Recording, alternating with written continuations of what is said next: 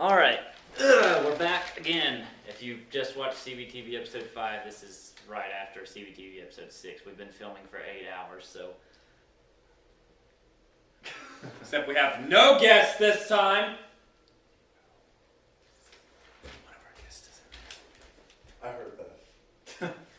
So, we're doing this back-to-back because we're a little behind schedule. So we're trying to get caught up here. And so we're going to jump right into it, see if we can make this not as long as a video. And we're going to go ahead and start off with the first question. And this one's focusing on the episode from last time. I don't remember the name of it. Alive? Inmates? No, Inmates was last week. Alive? I don't know. This may be Alive. No, I don't know. Anyways, here we go. More like CBTV episode 6. Yeah, nobody. Anyway. Question 1: do Carl and Michonne make a good team? You want me to go first? Okay, I'll go first. So in the comic books, they're never really seen as a team. They never really pair up or like do this kind of thing that they're doing in the show. Which I really like how they're doing it in the show because they're kind of building a relationship together in the show, you know, doing that whole thing for viewers. But they never really do that in the comics.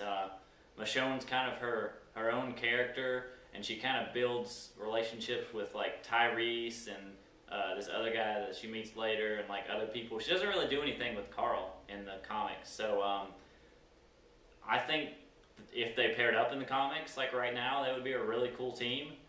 But they don't do it, so according to the comics, I don't really know if they're a good team or not, but TV show wise.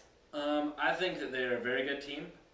It sounds very weird, it sounds very like relationship-y, but I think that they bring out the best in each other because Michonne is usually very cold and closed off to everyone except for Carl.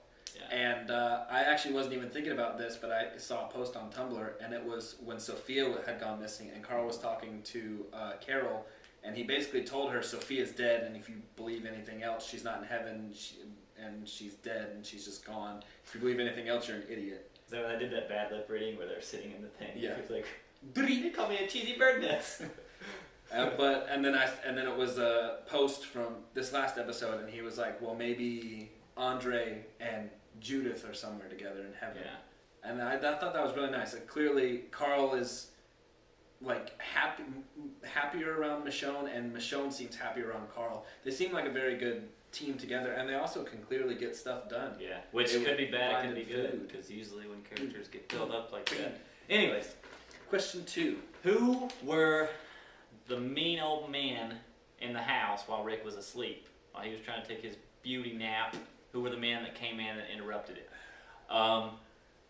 So I've mentioned this a couple times on here before, and there's a couple of people, a storyline in the comics called The Hunters.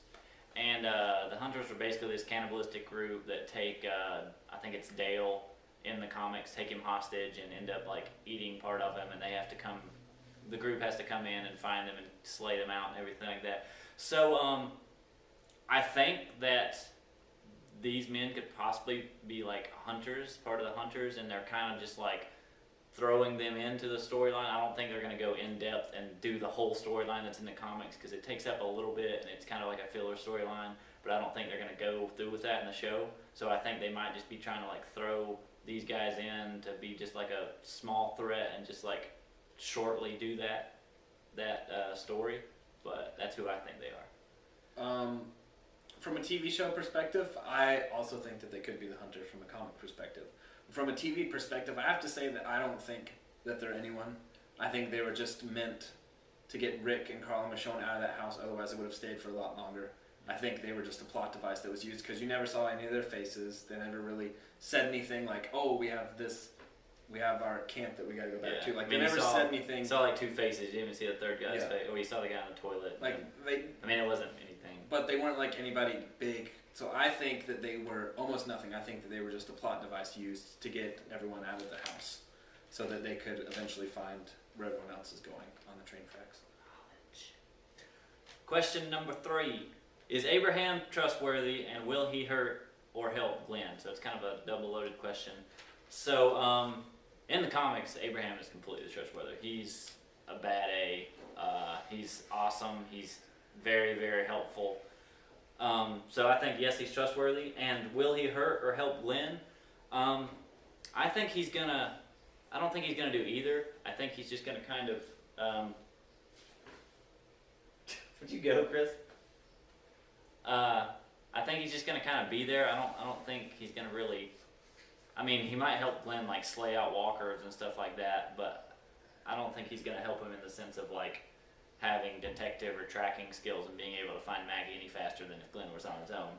But I mean, he's not necessarily gonna hurt him, but he's not gonna really help him either. I don't think. It's so hard to answer because I've read the comics too. I feel like maybe at this point he's not entirely trustworthy. I mean, he seems very, very loyal, at least. Like him and Glenn had a giant fight, and Tara showed no loyalty whatsoever to Abraham or any of them. She just wanted to get off the road. Yeah. But as soon as Glenn started leaving, it was clear they had no other option. Abraham picked up his bags and he just started walking. The truck also got blasted because of Eugene's idiot. Yeah. So. And will he help or hurt Glenn? I think in the long run he will end up helping him because I think he'll end up helping everybody. And this actually brings up something I'm going to bring up in question 5 that I wasn't even thinking about until you gave your answer for this, so I'll go into it then. Okay. Oh, it sucks. So number 4 is, as you guys know, this episode kind of gave Eugene some, starring moments, and we found out a big plot point that's also apparent in the comics, but, spoilers for you people who just watched the TV show. Eugene has this radio, and apparently he's been talking to Washington, D.C., and, he knows how all this got started, yada, yada, yada. So, does Eugene really have the answers? And as a comic book guy, no. Very clear-cut He fact does answer. not have the answers. There are no batteries in that radio. He's an idiot. I think he's like a high school biology teacher that made himself out to be the scientist because he wanted to be something more in the zombie apocalypse, and then him and Abraham brawled out. Yada, yada, yada. No. He does not have the answers. I think also, very simply, no. Because they can't cure the zombies if they want to have more seasons. And they're clearly going to want to have more seasons. It's a very successful show. So no, anyone who believes that he has the cure is an idiot. Yeah. Because when the world goes back to normal, Walking Dead's going to stop. No one's going to want to watch it. I can just imagine people who saw it though, and they were like season 4 is going to take place like Rick buying a timeshare in Cabo. Well, I mean, like, whenever they said, like, Eugene knows how all this started, I could just see, like, some of the fans that have read the comic. Oh, God, that's it. They know. Show's over. So question number 5, our question that we always ask is, who will die next? And,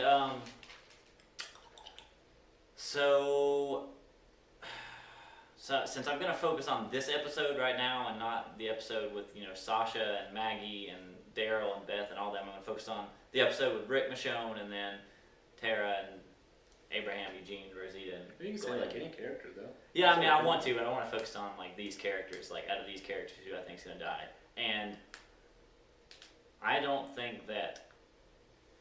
No, I lie. I think that Tara's going to die soon out of these characters. She's dead by this point in the comics. She's dead a long time ago in the comics. So I think that she's really, out of this group, out of these people, she's the only expendable one that can die without people freaking out. I think, because they just introduced Abraham, Rosita, and Eugene. I don't think they would kill all them yet. Rick, Michonne, and Carl are obviously not going to die. So, Tara.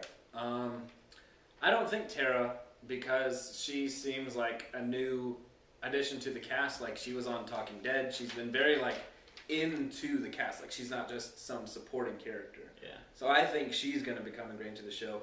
What I had brought up in question 3, I was thinking of when he gave his answer, which I'm not excited to say. Who do I think is going to die next? Since Abraham has been introduced, and I remember explaining to people, Abraham is the Daryl of the comics. Abraham makes Daryl expendable.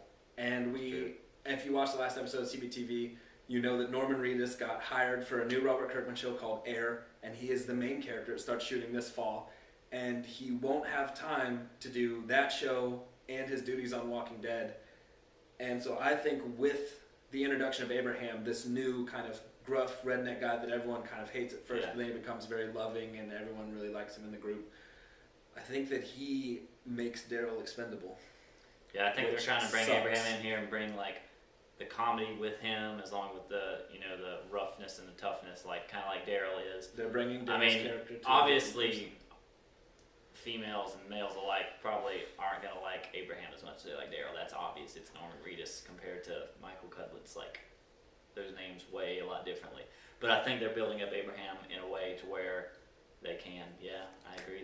They can kill off Daryl. Daryl's not even in the comics. Abraham's a huge part in the comics. Daryl is not even in the comics. It's just like whenever they introduce a new black guy, Tyrese is dead. Yeah, Because that happens every because time. I mean, they got like Father Abraham or whatever that dude's name is coming. Yeah, it was- and it then was- Morgan's coming back. He should come back. Yeah, I think Morgan's gonna come back eventually. But- it was like T-Dog was there, and then we found out there was more And there was, like, African American Oscar. prisoners. T-Dog died, and then Oscar and all those guys. Big Teddy or something like Big Andrew. And then when they died, Tyrese came. Now we're just waiting for the next guy to come in. Yeah. We'll see. But anyways, those were the questions. Keep that in mind about Norman Reedus, because I mean, I don't know. It's just odd why they would do all this at this time, and then I don't know. What if Leave it. the Dale and the Hunter storyline? I don't know. Anyways, thank you guys for watching another episode of CBTV. I'll be doing a giveaway on the next episode of CBTV, episode 7. So that'll be next week, because that'll be like, I don't know, episode 7 just sounds like a good episode to do a giveaway. Why not? We're giving away Zach, because I don't like him. So, I don't know. Hope you guys win. Don't enter. I'm a very annoying person. I'll take him. What you think?